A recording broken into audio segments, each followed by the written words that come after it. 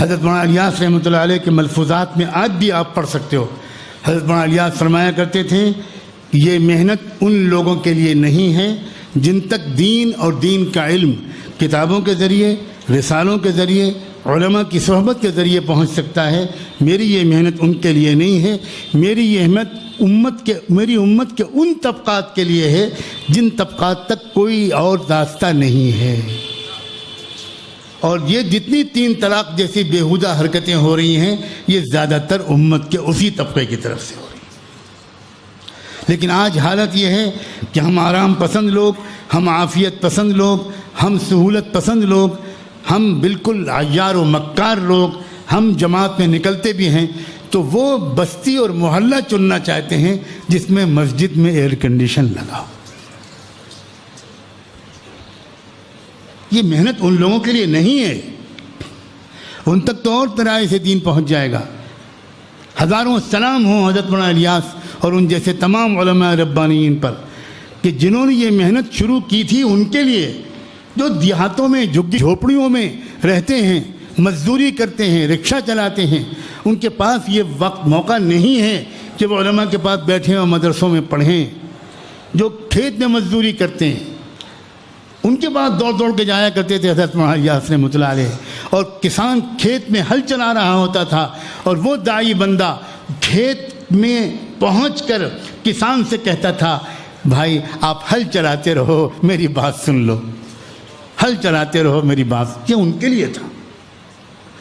کاش کہ یہ میری عاجزانہ گزارش تبلیغ کی محنت میں لگے ہوئے تمام اصاغر و اکابر تک پہنچے کہ اللہ کے بندو یہ شورا اور مرکز والا جھگڑا ختم کرو، اپنے اپنے کام میں لگو. امت کفر کے نرغے میں ہے اور ہم اس میں لگے ہوئے ہیں کہ شورا کی ترتیب صحیح ہے کہ فلاں ترتیب صحیح ہے.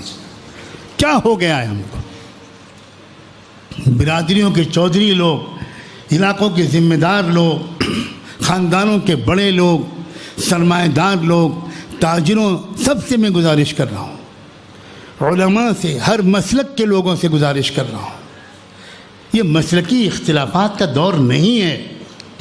نوجوانوں سے گزارش کر رہا ہوں، آپ باقاعدہ کسی اچھے عالم سے کوئی رہبری لیجئے اور آپ اپنی چھٹیوں کو اس کام میں لگائیے.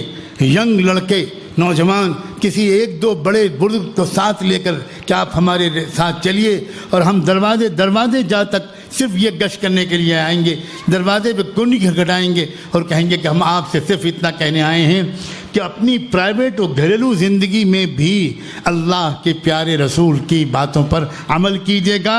بس اتنا کہنے کے لیے آئے ہیں. جزاکم اللہ. آپ نے شکریہ کہ آپ نے اتنا کہنے کا موقع دے دیا اور آگے بڑھ جائیں گے. دیوانوں کی طرح یہ آواز اگر ملک میں لگ جائے تو انشاءاللہ اس وقت کے ابلیس کو پچھتانا ہی پڑے گا. آپ پانسے کو پلٹ دیجئے، آپ وار کو پلٹ دیجئے. آپ میدان جنگ میں ہیں، آپ مقابلے کے میدان میں ہیں. مت بھولیے کہ آپ مقابلے کے میدان میں ہیں. عام مسلمان بالکل اس شعور کے بغیر جی رہا ہے کہ وہ مقابلے کے میدان میں، سامنے سے مقابلہ ہو رہا ہے. اگر ہم ایسا کرنے میں کامیاب ہو گئے